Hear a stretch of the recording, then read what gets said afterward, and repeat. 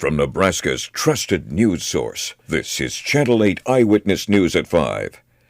Coming up tonight on the news, today is day 3 of the Gage County Fair. Megan Conway is going to join us live for all the fun happening there. Also, after suffering from COVID, we hear from a Crete High School sports star. My heart's racing. I mean, it's just hard to breathe. Good evening, everyone. Thank you so much for joining us. I'm Rod Fowler. More on those stories in just a moment. But first, some of you could be seeing some severe weather tonight. The question is where and when? Chief Meteorologist John Dissauer joins us right off the top with the latest. John? Yeah, Rod, some of you may have noticed on your TV screen in the corner, it's rolling through the counties that are under a tornado watch, and a tornado watch has been issued for portions of central Nebraska. This does include Grand Island. Tornado watch is in effect until 10 o'clock tonight. Again, big section of the central part of the state, and I suspect we'll see watches as we go further to the east and southeast later on tonight. Right now on radar, things are relatively quiet. Some showers up across Iowa. We've got a couple thunderstorms in the west central Nebraska, also down into the southeast corner with some a thunderstorm just to the east of Beatrice, and it's been slowly meandering off to the east-southeast fairly slowly over the last 45 minutes or so. Radar right now scans the top of it right around 54,000 feet. Temperature-wise, we're sitting in the 80s to low 90s, mid-90s even down towards Hebron, where it's currently 96 degrees. It's still very humid outside. Heat indices are in the triple digits, but there's relief coming our way tomorrow as a cold front slides through the area, and the cold front's one of the reasons why we're seeing the thunderstorms developing this evening. By 8 o'clock, 84 degrees, 80 degrees by 10 o'clock. We'll time out when we can expect storms. Even though you're not getting rain now, doesn't mean you won't get rain later, and many of you will hear rumbles of thunder as we go through the overnight hours. We'll take a look at that and your weekend forecast in just a few minutes. All right, talk to you in a little bit. Thank you so much, John. No doubt some hot times at county fairs that are being held across the state, but hey, they're still having a great time down in Gage County. Their annual fair is well underway, and our Megan Conway has been there all day. How's it going, Megan? Hello, Rod. Yes, we have been down here at the Gage County Fair all day. It has been a very hot and muggy one, feeling very sticky and shiny, but you know what? That hasn't stopped folks from getting out and enjoying the Gage County Fair today. They're celebrating their 150th anniversary this year at the fair, and today has been a very 4-H packed event day. They've had the horse show, the beef show, poultry, now the goat show is currently going on. So you know what? I have a couple 4-H members here with me, both 10 years old. We have Natalie and Aiden. So you guys, what do you have down here for exhibits at the fair? I have 2 breeding heifers. I have 1 market and 1 breeding heifer. Okay, do they have names? I didn't ask you that earlier. Yes, they do have names. One of mine is Sunny and my other one is Cloudy. One of mine is Princess and the other one is Meredith. I love those. Our meteorologists would really appreciate your weather-themed names. But so you guys, do you want to tell folks at home maybe that haven't been out to the fair, what is your favorite part of coming to the county fair? Showing the animals and just being with them and getting them ready for the show before it starts. Probably the animals and the rides. Yeah? What's your favorite ride? I don't know. All of them? All of them are always my favorite. And then also, you've been in 4-H, you told me, for about 3 years now. So what has been your favorite part about being in 4-H? My favorite part's been spending time with family members and friends, just hanging out and meeting new people, like seeing old friends, just getting to know everybody. Probably like seeing old friends and having fun. Yeah? It's been a little bit of a hot one, huh? Yeah? How are you staying cool? Water, hydrating and staying by fans and just drinking a lot, keeping my energy up. I like it. Well, thank you both very much for coming to talk to me. I'm sure you guys are doing great with your exhibits, and good luck with everything else you have going on. Again, Natalie and Aiden, both 10 years old here at the Gage County Fair. Again, the weekend packed full of events for the fair. It goes through Sunday, August 1st. They have races tonight and then more events throughout the weekend. So if you haven't had a chance, come on down to the Gage County Fair. You'll make some wonderful memories with your family.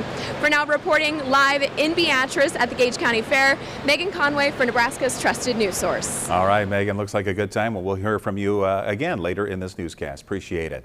Other news now, we are learning more tonight about the Delta variant. In fact, a new CDC report warning that was obtained by ABC News says it's more contagious than they originally thought. In fact, saying it can spread as easily as the chicken pox. Here's more from ABC's Rena Roy. New insight into the mysterious and dangerous Delta variant tearing through the United States. In an internal report obtained by ABC News, the CDC warning the war has changed because the variant almost acts like a different virus, more transmissible than the common cold, as contagious as chickenpox. And that some vaccinated people may transmit it as easily as the unvaccinated. While this variant may be extremely transmissible and probably more deadly, the vaccines are still working really, really well. The agency saying a massive outbreak in Provincetown, Massachusetts helped lead to the new recommendation that even fully vaccinated people should wear masks indoors in areas hit hard by COVID. 469 people testing positive after traveling to the New England town over a 2-week period this month. 74% of them were vaccinated, and Delta is largely to blame. We're partying, like I said, partying like it's 2019. And pretending like the pandemic never happened. Even though people are testing positive, we're not seeing a lot of serious illness. State officials now requiring fully vaxxed people with underlying issues to mask up indoors. A surge in cases in nearly every state, some hospitals overwhelmed. Most patients don't have their shots. If we have to go back to putting on our masks, that's what we need to do. But still, some are fighting new mask mandates. I have to go back to that. But I mean, if I have to, I have to, but I would prefer not to. But the good news is it seems people are listening to those calls to get their shots. More than 190 million in this country have now had at least one dose, with 2.7 million Americans getting newly vaccinated this past week alone. Rena Roy, ABC News, New York. And here in Nebraska, a Crete teenager is encouraging others to get vaccinated. She had COVID and wants to use her story to help others. New at 5, Channel 8's Yosef Nasser joins us now with her story. Yosef? Good evening, Rod. Marley says she first got COVID-19 at Thanksgiving of last year. She didn't think much of it at the time. It wasn't until a high school basketball game 2 months later where she realized something had gone seriously wrong. I had trouble breathing. I couldn't get up and down the court. I mean, I had to get pulled out like every quarter or so to take a break because I couldn't breathe. Crete High School junior Marley Stone says she first began experiencing symptoms in a January basketball game. I felt like I had to take a break right away. My heart's racing. I mean, it's just hard to breathe, and I knew I wasn't that out of shape. Doctors tried everything to figure out what was wrong with her. I went to the doctor a lot to get breathing tests done. I got an inhaler, and that still didn't seem to be working, so I went to see Matthew Baker, and he gave me like beta blockers to help my heart. That's when Marley was diagnosed with post-COVID syndrome. She did have some significant dysregulation of her heart rate, where her heart rate normally in young healthy athletes like herself would tolerate lots of activity before picking up speed, and hers was really taking off racing with minimal activity and was really affecting both her performance and just overall quality of life. Dr. Baker told me that if there was scarring on my heart that I may never play again. It was like really scary, and I never thought that that was a possibility from COVID. Fortunately, doctors say her long-term prognosis is good, with an MRI revealing that she had no damage to her heart. However, just as the Crete basketball and softball star was returning to action, she experienced another setback. She tore her ACL in a June Summer League game. And instead of going to ball games, we're going to doctor's offices. You know, that kind of stunk. In the meantime, she and her family want to use her story to encourage people who are eligible to get the COVID-19 vaccine so they don't have to experience what she did. As a nurse, but also as a parent, I want other parents to know that COVID is real. It's definitely worth it because the impacts that I've had, I really wish that I could have had it so that I wouldn't have to have COVID. I wouldn't have to go through this tachycardia and be out of sports because I can't breathe as a 16-year-old. Now, Marley got her first vaccine shot about a month ago, and earlier this afternoon she sent us these pictures of her getting the second shot with a big smile and a thumbs up. Now, as for her sports career, Marley originally tore her ACL on June 23rd. A point guard in basketball and a shortstop in softball, She tells me she's facing a 6-month recovery, but is hopeful to return to the court in January. Of course, we're wishing her nothing but the best here at Channel 8. Back to you, Rod. Definitely. All right. Thank you so much, Joseph. Speaking about vaccines, that leads us to our poll question of the day. Would you eat at a restaurant that required you to prove you're vaccinated against COVID-19? So far, 43% of you saying yes, 57% said no. Let us know your thoughts. Go to klkntv.com. Well, tonight the search is on for a 14-year-old McCook girl. An endangered missing advisory has been issued for Zoe Kane. She was last seen 2 days ago wearing jeans and a gray t-shirt with a Gary Superfoods logo on it. If you have seen her, if you know her whereabouts, be sure to call police.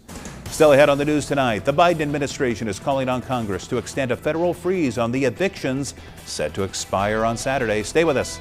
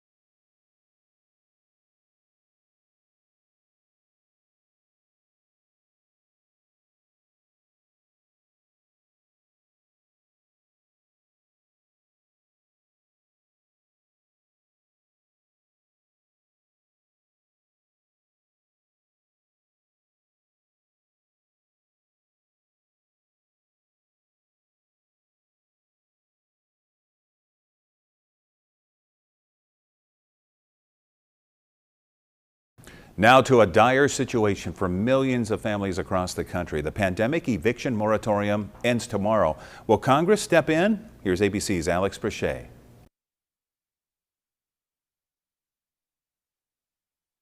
With a crucial eviction moratorium set to expire in less than 24 hours, lawmakers on Capitol Hill are rushing to find a way to extend it.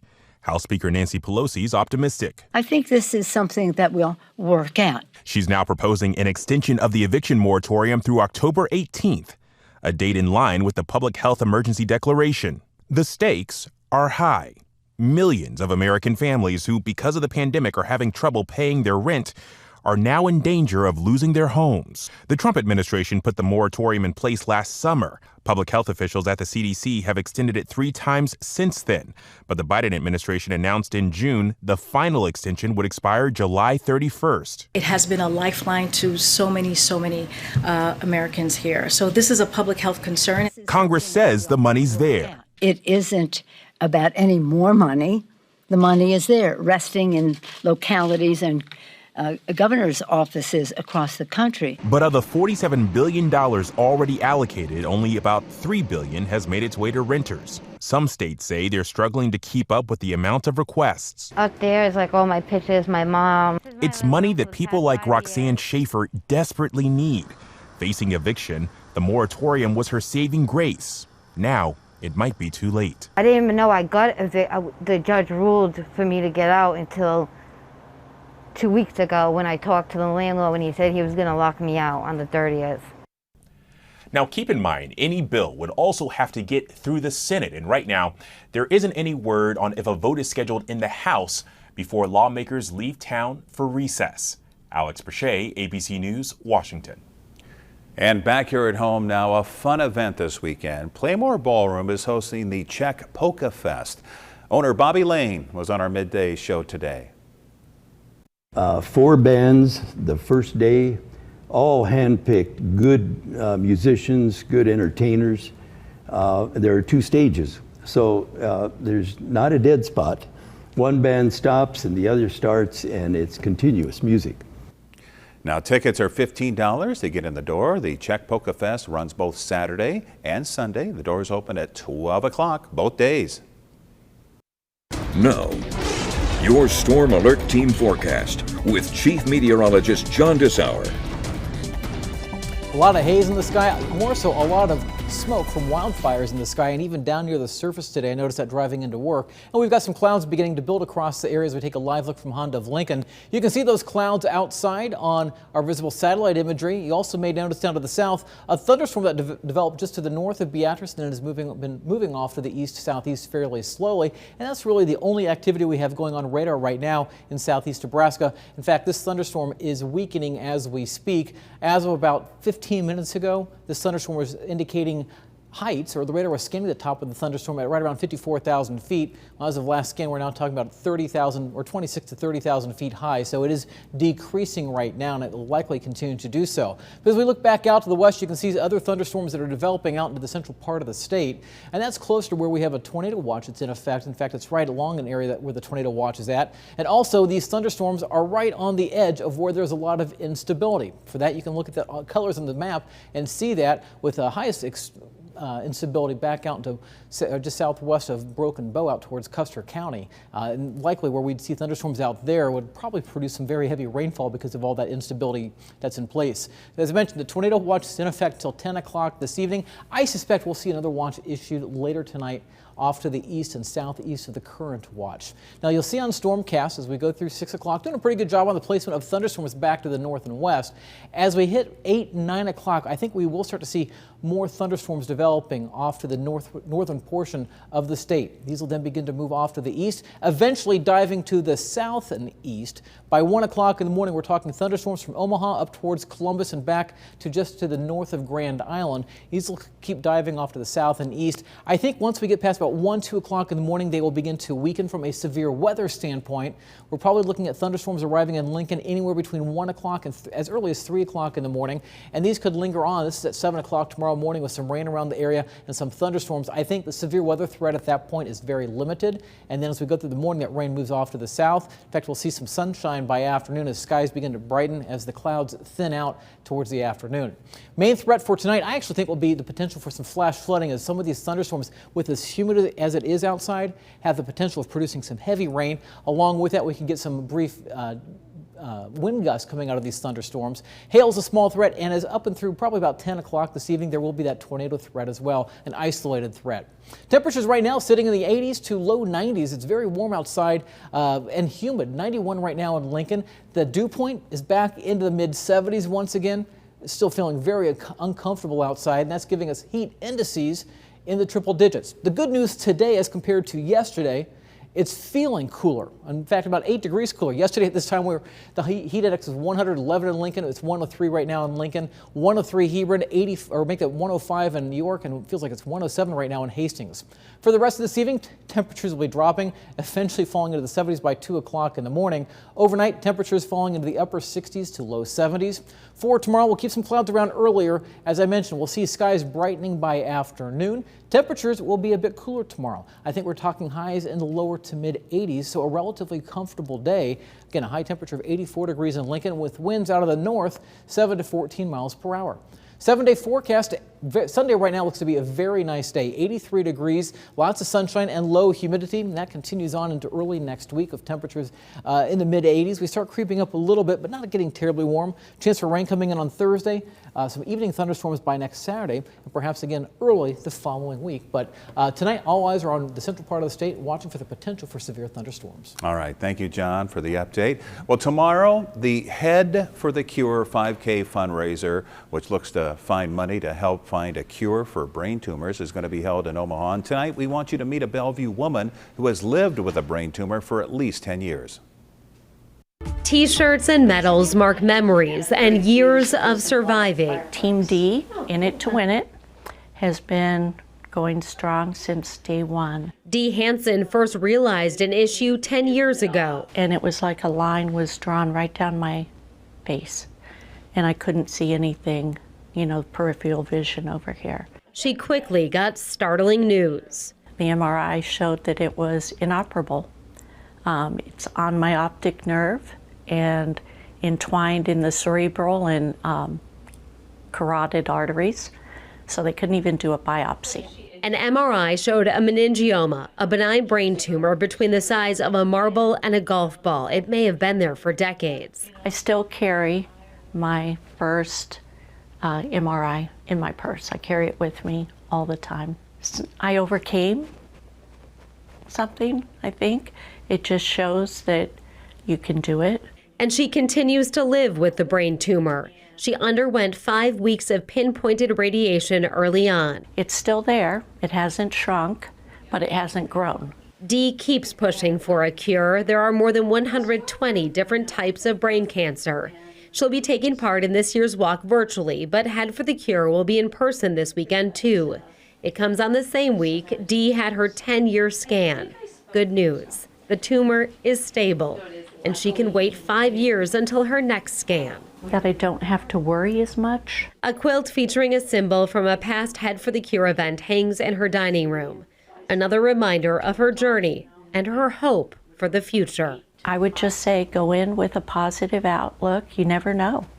The odds might be this, but you might be the one, you know, that survives.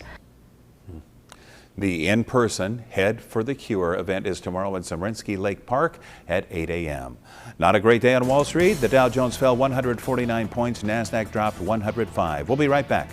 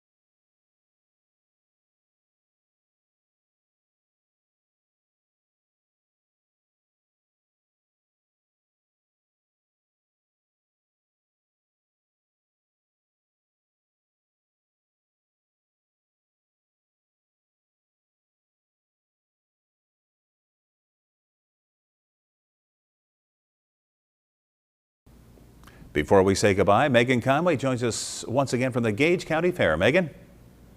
Hi, Rod. We've been down here all day in Beatrice enjoying the Gage County Fair. We've met a lot of great folks. We watched the 4-H beef show, spoke with some of the competitors. They were all very cute. We've also, of course, enjoyed our favorite fair foods. Again, it's the 150th anniversary of the Gage County Fair. It runs through this Sunday, August 1st, so grab the kids, come and have a great time down here, ride the carnival rides. There are more events, there are races tonight, so it should be a wonderful fair evening and for this weekend as well.